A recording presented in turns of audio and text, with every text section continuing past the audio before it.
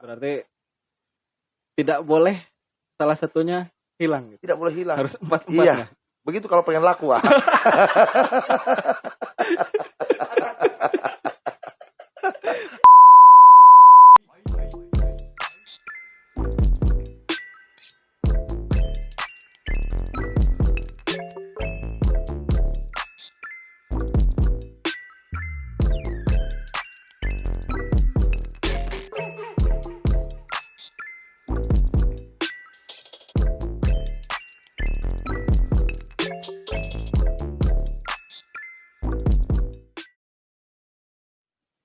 Assalamualaikum warahmatullahi wabarakatuh. Kembali lagi dengan saya di RQ Podcast.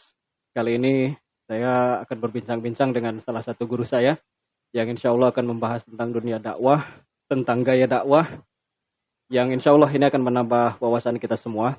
Alhamdulillah sudah hadir bersama kita guru kita semua, Kiai Haji Oban. Alhamdulillah. Assalamualaikum Kang Haji. Waalaikumsalam warahmatullahi wabarakatuh. Sehat Kang Haji? Alhamdulillah. Ya, teman-teman, kita akan membahas mengenai dakwah Kang Haji. Siap. Pertama mungkin pertanyaan saya, sudah berapa lama Kang Haji terjun di dunia dakwah? Dunia dakwah itu sebetulnya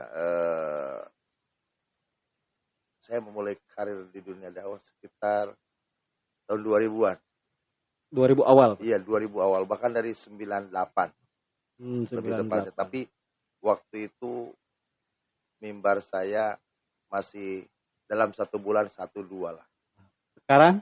Sekarang mungkin alhamdulillah hampir full day ya. Allahu Akbar. Masya Allah, ini luar biasa. Jadi sudah melanglang buana gitu ya Kang Haji. Alhamdulillah. Alhamdulillah. Nah kemudian gitu Kang Haji, di tengah masyarakat yang notabene beragam lah gitu. Jadi cara pandang dan lain sebagainya, tentu ini juga menjadi tantangan dalam dunia dakwah. Iya. Ada trik-triknya nggak bagi pribadi Kang Haji untuk berdakwah itu seperti apa? Siap, Pak. Kata Rasulullah, dakwah itu ada 2. Ya. Ada dakwah bil lisan, ada dakwah bil hal. Orang melihat seseorang ceramah di mimbar, itu yakinkan dakwah bil lisan. Kalau dakwah bil hal, kita memberikan contoh langsung. Yeah. Dulu saya pernah dakwah di dunia tukang mancing. Jadi saya 1 tahun jadi tukang mancing. Sampai ada bahasa cap yang menempel di saya. Mubalik mancing. Padahal sejujurnya saya ada misi dakwah. Yeah. Saya ingin tahu dari sekian banyak para pemancing, berapa orang yang suka sholat, berapa orang yang suka puasa. Ternyata itu tidak lebih dari 0,9%. Kalau dipresentasikan. Jadi sautik mau marahkan. Makanya karena, tapi alhamdulillah berhasil lah. Walaupun dari 100 orang, 9 orang yang berangkat ikut sholat berjamaah dengan saya, itu alhamdulillah mereka istiqomah sampai. Bahkan ada yang sudah berhaji, berumroh. Masya Allah. Ini luar biasa sekali teman-teman kalau kita perhatikan. Jadi, dan jangan dikira bahwa dakwah itu mudah. Iya. Tentu setiap segmen dakwah yang kita datangi, tantangannya pun berbeda. Tantangannya berbeda. Seperti sekarang saya sedang mencoba terjun di dunia anak trail. Ini keras ini. Iya. Bisa dibayangkan mereka dalam kondisi badan kotor, baju kotor, lalu kita ajak sholat untuk duhur. Jangankan orang lain, kita aja malas. Ya. Tapi karena kita suka ngajak mereka, bro, ayo kita sholat dulu. Saya langsung memberikan contoh. Ya. Jadi seperti itulah, itu dakwah bil hal. Jadi kalau dibanding tingkat kesulitan antara dakwah bil lisan dengan dakwah bil hal, hakul yakin masih sulit dakwah bil hal. Ya. Karena kita betul-betul harus menjadi contoh gitu. Harus menjadi contoh bagi mereka. Dan mencontoh kepada orang-orang yang mohon maaf dalam pandangan masyarakat dipandang sebelah mata itu jauh lebih sulit. Jauh lebih sulit tantangannya. Tantangannya jelas. Nyari hati ayah. Ajengan tak trailan. Mereka kan tidak tahu. Sejujurnya saya ada misi di dalam. Betul. Dan alhamdulillah sekarang anak-anak trail yang saya ajak, subhanallah, ada yang sudah berangkat umroh, bahkan ada yang sudah berangkat haji.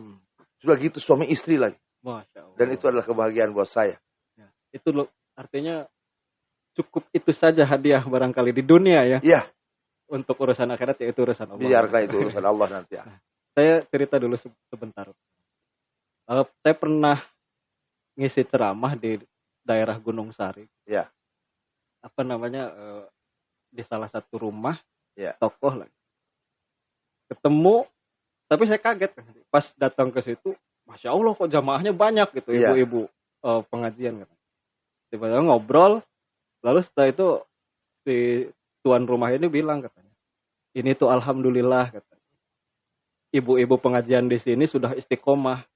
Dulu katanya dibentuk sama Kang Haji Oban. Ya.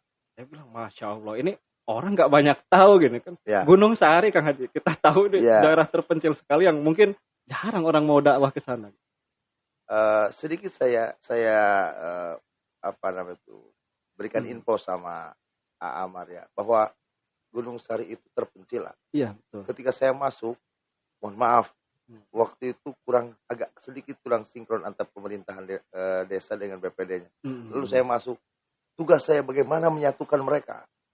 Pada saat itu tugas sebagai penyuluh agama negeri pertama. Saya di Kecamatan Cimahi. Ya, sekitar tahun 2004. Wallahu a'lam berapa tahun yang lalu. Dan saya masuk itu tahun 2017.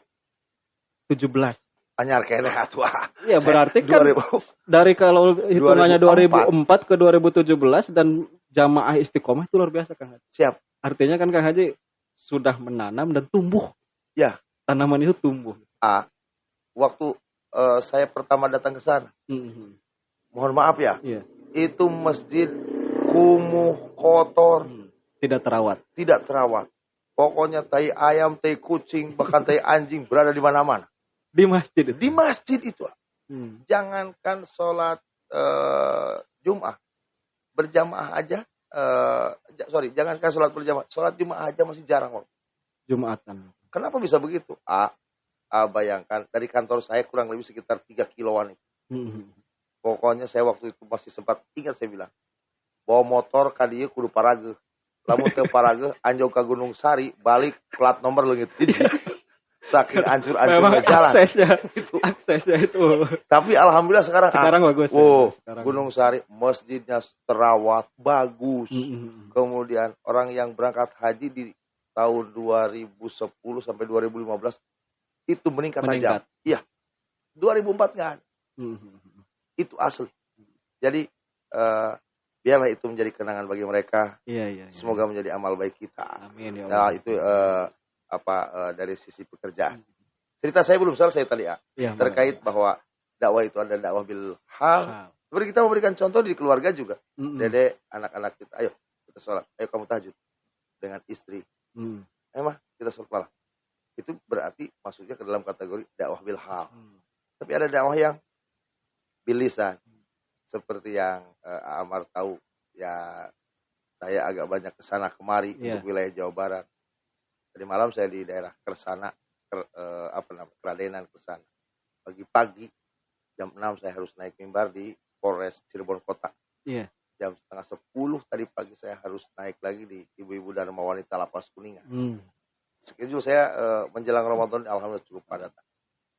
Tapi poinnya bukan itu. Bahwa setelah ada dakwah bil hal tentunya ada dakwah bil lisan. Dakwah bil lisan itu dakwah dengan nasihat. Iya. Kalau kita mengacu ke dalam hadis Rasul, man kana minkum munkaran falyughayyir bi yadihi. Fa illam yastati' fa bil lisan. Jadi saya menggunakan yang kedua, fa bil lisan. Saya menggunakan nasihat bagi mereka. Artinya nasihat di sini berarti sedikit membantu memberikan petunjuk atau hidayah dalam bahasa agama. Sebagaimana kita tahu bahwa hidayah itu kata Allah ada dua. Pak Profesor Dr. Quraisy pernah bilang bahwa yang pertama hidayah itu ada yang bisa disampaikan oleh manusia biasa atau paling hebat sekelas Rasulullah. Hidayah yang kedua hak prerogatif Allah. Jadi ketika kita masih ingat dalam sejarah Rasulullah mau mengislamkan pamannya sampai tidak bisa. Kemudian turun ayat kata Allah, innaka la tahdi man ahbabta walakinallaha yahdi may yasha. Innaka sesungguhnya engkau Muhammad la tahdi tidak akan mampu memberikan petunjuk. Man ahbabta sekalipun orang itu engkau cintai. Walakinallaha yahdi may yasha. Hanya Allah yang akan memberikan petunjuk bagi orang-orang yang Allah kehendaki. Jadi kita berharap bahwa ketika kita menyampaikan ceramah atau dakwah bil lisan, kita berharap itu menjadi petunjuk membantu saudara-saudara kita. Jadi wasilah. Gitu. Jadi wasilah. Itu aja. Jadi itu seputar dakwah bil hal dan dakwah bil lisan. Jadi itu 2 poin itu betul-betul dipegang. Iya. Dipegang. Ya. Dan tentu Kang Haji juga berusaha dua-duanya dilaksanakan. Dua-duanya dilaksanakan. Karena kalau kita bercerita tentang cerita tentang qiyamul lail. Kalau kitanya enggak, itu di bibir itu seolah-olah kalau kata orang Sunda itu cadel. Jadi bagaimana mungkin kita bisa memberikan informasi tentang qiyamul lail dengan janji Allahnya maqamam mahmudah, tempat yang mulia. Seandainya kita tidak mengaplikasikan perintah Allah untuk diri kita dulu. Dengan keluarga. Tapi ketika kita mampu, kita enjoy menyampaikannya. Seperti itu kira-kira. Betul. Ibarat orang begini, cerita nikah tapi belum married dia. Nah, itu bahaya juga itu. Jadi nggak dongeng gitu. Jadi nggak dongeng. Cenah deh kan gitu. Tapi kalau kita sudah mengalaminya, itulah mungkin nilai lebih ya. Betul. Gitu. Gini Kang Haji, kan ketika kita misalnya berdakwah, tentu kan segmentasi dakwah ini banyak. Dan saya masih teringat guru saya pernah mengatakan bahwa ada segmen-segmen dakwah yang nggak mungkin kita tembus, tapi ada orang yang mampu menembus. Seperti tadi Kang Haji bilang, ini nggak banyak orang yang mampu tembus berdakwah ke anak-anak trail gitu. Tapi Kang Haji mampu untuk. Alhamdulillah. Kalau kita lihat misalnya Gus Miftah, sampai dakwah ke night club dan lain sebagainya, itu kan itu lebih hebat sulit itu. Kan gitu. Iya. Tapi pandangan orang selalu saja misalnya ada negatif mencibir. Gimana tanggapan Kang Haji terhadap hal-hal yang negatif tersebut? Ketika orang mencibir, pada dasarnya kita melakukan sesuatu kembali ke dalam hadis Rasul innamal a'malu binniyat. Niat kita apa? Kalau kita niatnya memang dakwah, lakukan, gak usah canggung, gak usah malu. Begitu. Selama kita benar, I think it's no problem. Begitu. Jadi nggak penting orang tahu niat kita. Penting. Iya. Allah yang maha tahu. Gitu iya, biarlah Allah yang tahu. Iya, betul. Itu bahasa sekali. Ajengan-ajengan tatrailan. Ajengan-ajengan ngusep. Ya mungkin sebatas mereka melihat dengan kasat mata seperti itu. Iya, kan akhirnya mungkin orang lebih tertarik membicarakan hal negatif. Iya, bisa jadi ya. Biasa lagi bahas itu lah. Ya. Apalagi kalau sekarang zaman medsos dan lain sebagainya. Apakah Kang Haji juga termasuk penggiat medsos yang aktif dalam berdakwah gitu? Ya, kalau penggiat medsos aktif tidak. Hanya kita tidak terlalu gaptek aja dengan hal itu. Tetap mengikuti. Kita punya Instagram, kita Facebook ada, kemudian di Twitter kita ada. Tapi saya tidak terlalu jauh ke dalam tentang hal itu. Karena tetap orientasi saya itu bagaimana kita mampu mengimbangi keberadaan situasi kondisi dakwah yang seperti sekarang. Tapi karena tuntutan zaman ya. Apalagi kalau ada perintah dari kantor, dakwah di dalam dunia medsos, akhirnya saya lakukan. Makanya teman-teman saya yang di bagian syuting di acara begitu ya, tapi bukan manajemen saya. Mereka ketika lihat saya ceramah di daerah anu, itu cukup banyak juga naikin saya di YouTube. Oh gitu. Gitu, jadi kata saya harus mampu berdakwah juga di dunia medsos. Sehingga ada beberapa konten yang bercerita Saya dakwah di medsos ada, alhamdulillah. Karena tuntutan pekerjaan juga. Ya. Ya memang salah satunya kita juga membuat konten-konten di media sosial seperti ini. Kayaknya memang zaman ini zamannya serba digital yang memang kalau kita nggak masuk ke sana, Kita orang larinya tertinggal. banyak Iya. negatif juga. Iya.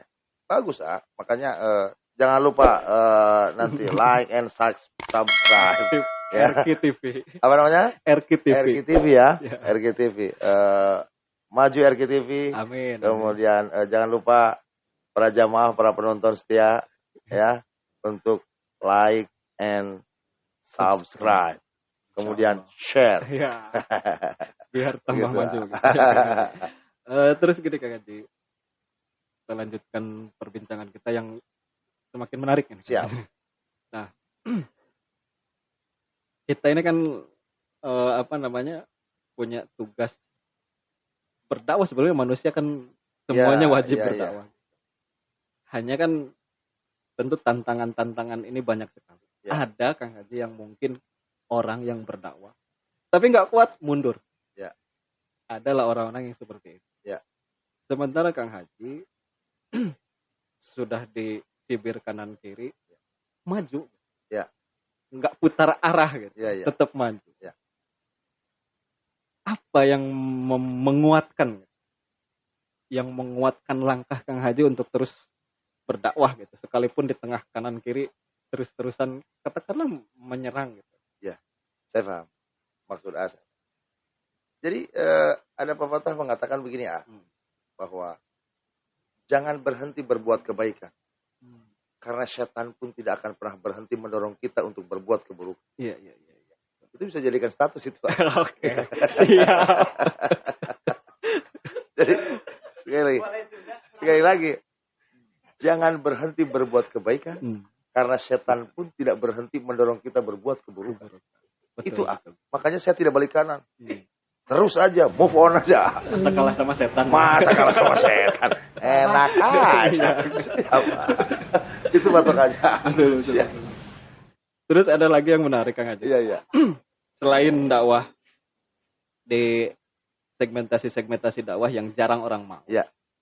Ada juga kesan di mana masyarakat itu kalau memandang Kang Haji itu dakwahnya humor gitu. Ya. Bagi Kang Haji, pentingkah dakwah dengan candaan, dengan humor itu sepenting apa gitu? Okay. Atau ya itu mah hanya sebatas ekspresi biasa gitu. Ya. Oke. Di dalam metodologi dakwah itu retorika disebutnya ya. Retorika dakwah. Ada bagi para dai ini 4 hal yang harus dikuasai. Nah, ini kita sharing ya. Betul. Yang pertama, dai itu harus mampu ice breaking. Ice breaking artinya pemecah kebekuan. Ketika jamaah sedang tidak konsen, kemudian kita tarik ayat Bismillahirrahmanirrahim.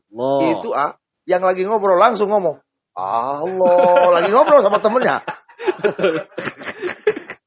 Refleks. Orang itu Allah langsung. Padahal kita itu ice breaking. Ibarat guru lagi ngabsen. Itu. Cuman orang mau piraku. Bu, nggak usah ngobrol wae banyak gitu. Dengan metode. Itu namanya ice breaking. Pemecah kebekuan. Yang kedua, di dalam metode itu, di dalam metodologi dakwah itu, retorika dakwah itu ada yang disebut dengan service learning. Konteks cerita apa kita? Menyesuaikan dengan tema. Kalau kita cerita nikah, tentang pernikahan, berarti kita berbicara tentang munakahat. Kalau kita cerita tentang khitan, maka sampaikan tentang bagaimana mendidik anak. Kemudian ketika cerita tentang haji, cerita tentang maulid, cerita tentang Isra Mi'raj yang konteksnya dengan sholat, seperti apa sholat yang baik. Jadi kita kontekstual lah disebutnya. Tidak boleh keluar dari itu. Itu yang disebut dengan service learning. Itu adalah materi. Tapi kan materi juga jangan sampai menjadikan audien kita menjadi boring. Maka timbul yang ketiga namanya joking. Kayak heureuyan. Betul. Tapi ulah heureuy wae. Tapi penting itu joking. Untuk bikin mereka fresh. Berarti itu jogging itu bukan poin ice breaking, bukan. Bukan. Di luar. Sudah masuk materi. Poin yang lain. Iya, setengah jam kita kasih jog. Begitu. Sehingga biar nggak ngantuk. Biar nggak ngantuk jamaah. Dan yang terakhir tetap yang keempat. Ini tadi 3 ya. 3. Ada ice breaking, ada service learning, ada yang keempat, ada yang ketiga ada jogging. Yang keempat tetap kita ada happy ending. Jadi kalau happy ending tuh, jadi dengan demikian kesimpulan kita, itu berarti bahasa happy ending. Gitu. Sudah mendekati akhir itu. Kalau poin itu kita dapat, stylenya gimana kemampuan orang itu sendiri. Tapi 4 poin itu jelas harus ada bagi seorang pendai. Iya. Begitu. Berarti tidak boleh salah satunya hilang. Gitu. Tidak boleh hilang. Harus 4-4-nya. Iya. Begitu kalau pengen laku.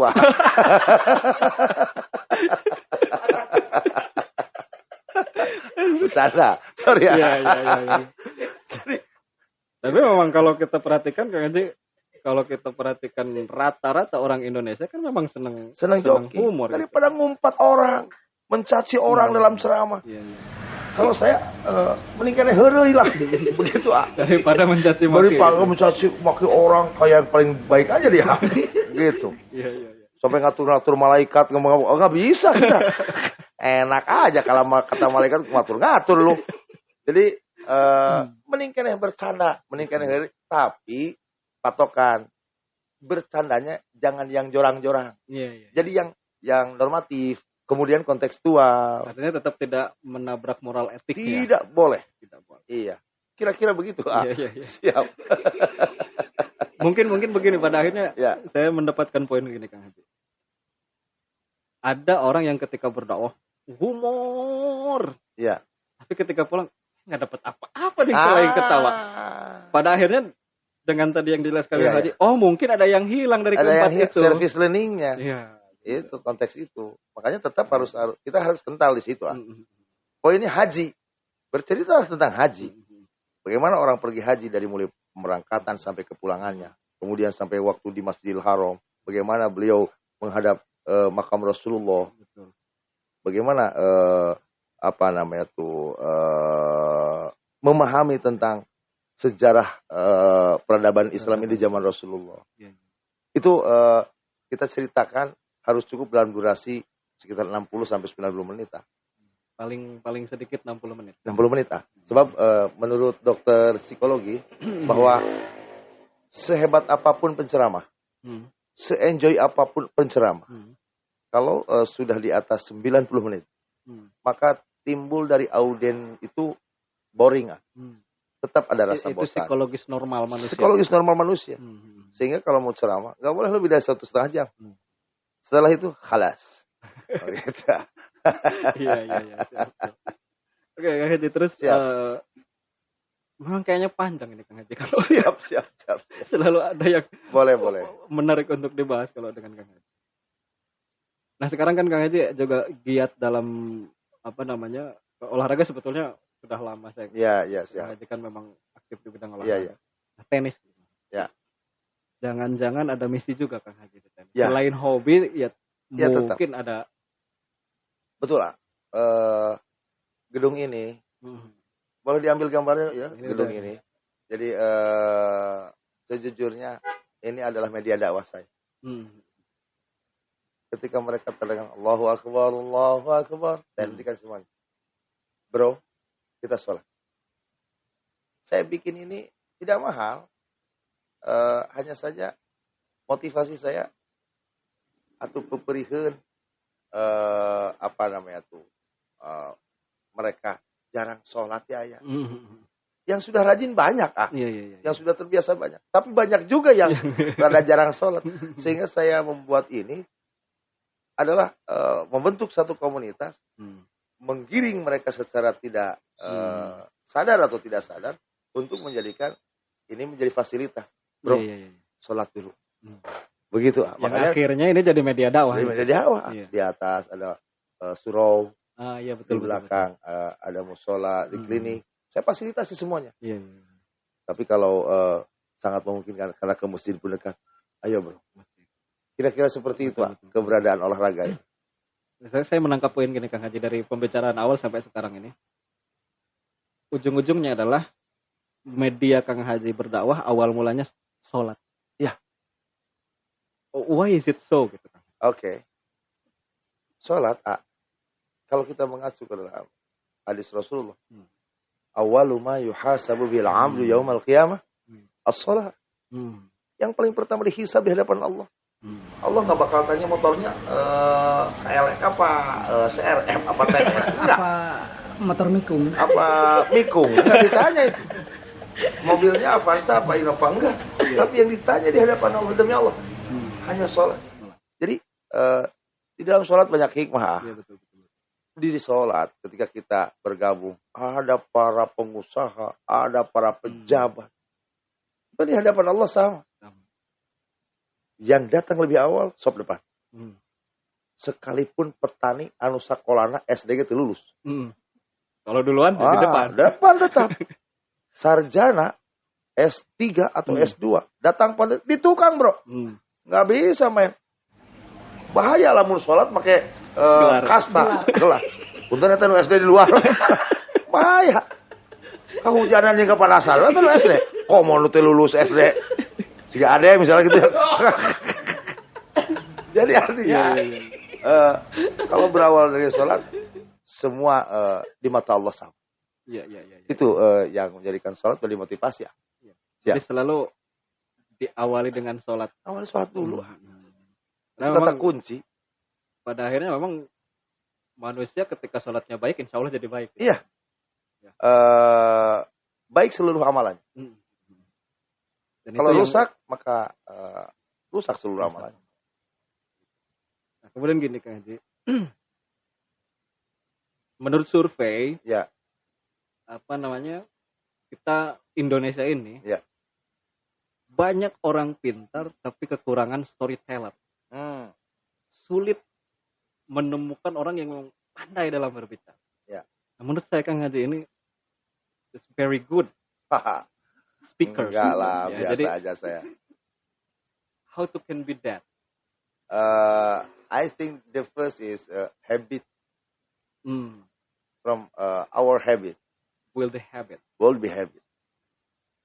If his habit good, everything is good. Iya. Jadi pada akhirnya from the habit became a character, gitu kan ya? Yes, of course. Jadi pada akhirnya memang mungkin habit manusia Indonesia sendiri yang tidak mengarah kepada storyteller gitu. Sepertinya itu. Ini pandangan saya. Iya sama lah. Begitu. Bukan berarti kalau kata ngejudge orang. Iya, ada kaidah fikih al-'adatu muhakkamatun. Ya pada akhirnya iya, kebiasaan itu kan menjadikan ketetapan sebuah hukum. Betul. Dalam dirinya. Kalau bilang tadi karakter itu tadi. Memang kita kan, dan yang paling bermasalah adalah oke lah ketika kita kesulitan menemukan storyteller yang baik. Justru menurut saya yang paling sulit adalah menemukan audiens yang baik. Karena sudah terbiasa kayaknya orang Indonesia itu kalau ada orang ngomong ikut ngomong. Ya. Nah, ini tentu dalam berdakwah juga jadi tantangan kan. Ya, betul. Dan dengan metode apa untuk bisa memecah hal seperti itu supaya jamaah ini tetap fokus. Ya. Nah, itu tadi yang saya bilang. Makanya dengan adanya jogging, adanya ice breaking itu penting. Makanya mungkin sebagaimana tahu saya seringkali ada job-job yang di dakwah saya dengan nada. Iya. Jadi keluar bahasa nada dan dakwah. Ya. Dan nada dan dakwah juga nadanya lirik-lirik lagu yang saya bawakan tidak keluar dari cerita yang sedang saya sampaikan. Kalau kita berbicara tentang al-mar'ah sholihah, kata Rasulullah, udkhulil jannata min ayyabil jannah. Silahkan ibu-ibu kalian masuk ke dalam surganya Allah. Terserah kamu mau pilih pintu surga yang mana. Kemudian indikatornya apa? Idza sholatil mar'atu khamsah wa shamat syahraha wa hafizat farjaha wa ata'at zawjaha. Ternyata harus mampu sholat 5 waktu, puasa di bulan Ramadan, kemudian mampu menjaga kehormatan diri, kemudian mampu taat terhadap perintah suami. Ini Kamakola Roma Irama. Ini namanya Isti Salehah. Maka saya naikkan. Lagunya itu. Lagunya Isti Salehah. Enggak mungkin saya ke Wartiem. Jadi kan tidak nyambung. Iya. Nah, itu kira-kira menjadikan hal yang menarik. Gitu. Terus kenapa nada dan dakwah saya liriknya saya cari yang konteksnya nyambung, yang sesuai. Karena supaya mudah melanjutkan. Oh, kita sedang cerita begitu. Iya. Itu poinnya di situ. Ini kita banyak pelajaran penting malam hari ini, alhamdulillah. Ini poin-poinnya dapat semua nih. Iya. Poinnya udah dapat semua. Iya. Jadi mungkin terakhir Kang Haji. Iya. Apa namanya? Yang saya tahu Kang Haji ini banyak sekali cerita-cerita. Ya. Dan kalau teman kita bilang Kang Haji Mahya baik cerita. Jadi kayaknya menarik kalau malam hari ini kita tutup podcast ini dengan satu cerita yang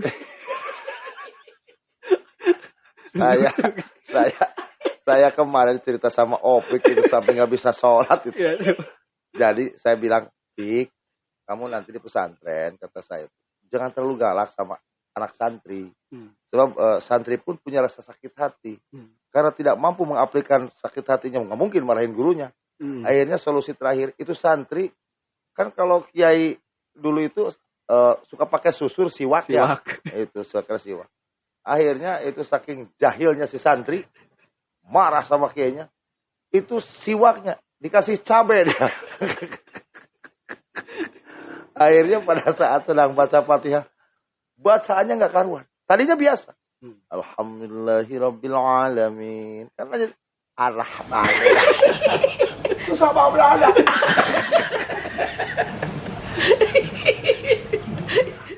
Makanya saya sampaikan sama Opik, nanti kamu di Algeria, kata saya di RQ, nggak boleh terlalu galak sama anak santri. Jangan-jangan lu jadi korban berikut. Jangan. Karena dia yang ada di sini. Itu banyak cerita-cerita. Iya, kadang-kadang hal-hal yang spontan juga banyak. Jadi ada yang spontan itu gimana? Jadi spontan seperti ketika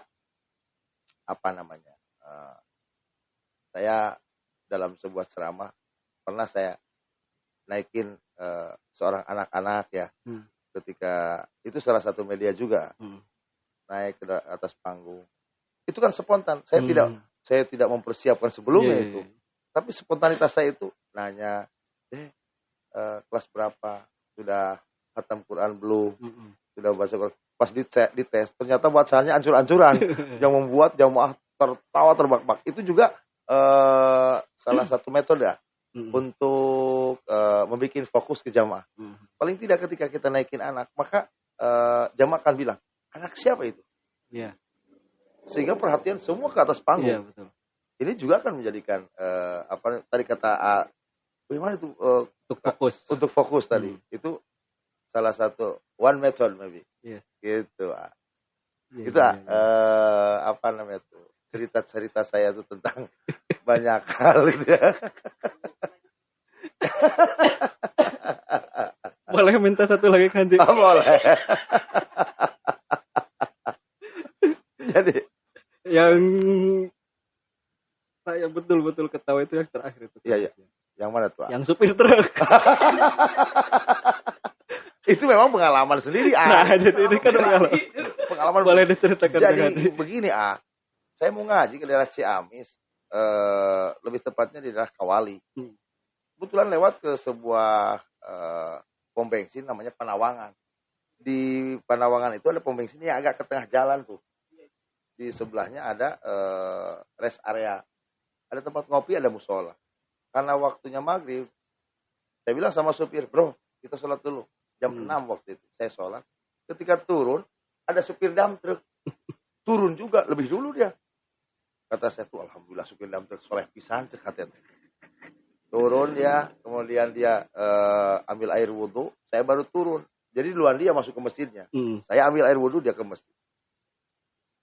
Saya yakin supir dump truck itu orang soleh.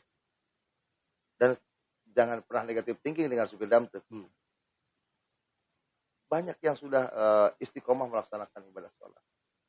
Nah, cuman feeling saya, supir damtek juga kan tidak semua bacanya bagus. Kebetulan itu saya dapat yang jelek.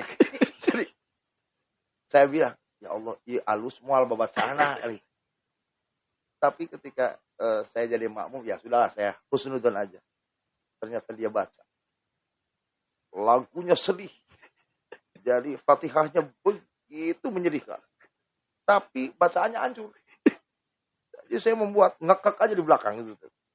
Konsen pokoknya. Sampai saya sholat diulang itu. Alhamdulillahirabbil alamin. Itu lagunya. Ar-Rahmanir-Rahim. Itu gini. Ghairil maghdubi alaihim walad. Ulang menyesuaikan di tukang. Amin. Ketika saya tungguin deh, ternyata cik cek hati terek mata surat naon. Efek mata rata surat Al-Ikhlas kulhu. Enteng atau pondok. Cuma saya nggak habis pikir itu kenapa Al-Ikhlas pakai mad semua? Qul huwallahu ahad. Allahu somad. Gini gitu aja. Lam yalid wa lam yulad wa lam yakul lahu kufuwan ahad. Ada ruku telanggongan kufuwan ahad. Kuing pada ruku makruh. Kuing tuh. Wah, pada sewot oge. Benar feeling aing mah salah. Pasti hancur bacaan.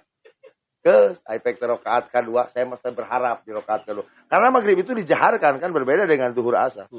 Pas di rakaat kedua pun amar. Tetap tidak lebih baik. Tidak lebih baik. Beres walau bolin. Itu si imam berdiam diri. Diam 1000 bahasa. Sebagai makmum yang baik. Kita ingatkan dong khawatir lupa. Cek wing tadi tengengkeun karena celi imam. Subhanallah. Subhanallah. Eta si imam teh ngajar dong, eta ngomong-ngomong. Nuka dua. Si dasar supir aing deui eta nya. Eta dedehem kana gireun celi imam. Tapi ternyata imam da cicing keneh bae. Aya nu katilu, aya imam tambahan. Selain saya dengan supir. Ujung-ujung teh keprok. Prok. Cek hate pukul aja pati cek aja keprokan. Geus. Eta si imam teh ngomong, "Ari geus rada lila." Eta imam malikeun beungeut. Atuh beungeut pangdekeun teh beungeut urang banyak. Bari rete ka tukang ngomong, "Kang, teu naon kulhu deui." Cek saya teh, aing nyaho kitu mah teu tadi geus balik kanan. Jadi artinya bahwa saya mau bilang gini poinnya. Ngaraji, mata ngaraji. Tak akibat cara ngaraji itu gitu. I think that's only joke. Yes. Okay, very interesting. Jadi teman-teman semuanya, ini luar biasa podcast pada kesempatan malam hari ini. Tuang shooting, kamu nggak usah senyum-senyum gitu. Ini kamera goyang. Iya. Dan ketawa. Jadi alhamdulillah malam hari ini kita ilmu dapat, ketawa juga puas. Jadi ini luar biasa, alhamdulillah. Siap.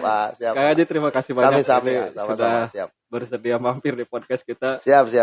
Mudah-mudahan Kang Haji terus betul-betul membimbing umat. Amin. Terutama ya tadi segmen-segmen yang kita tidak mampu masuk. Iya. Mudah-mudahan Kang Haji dan doakan kita. Saling mendoakan juga. Siap.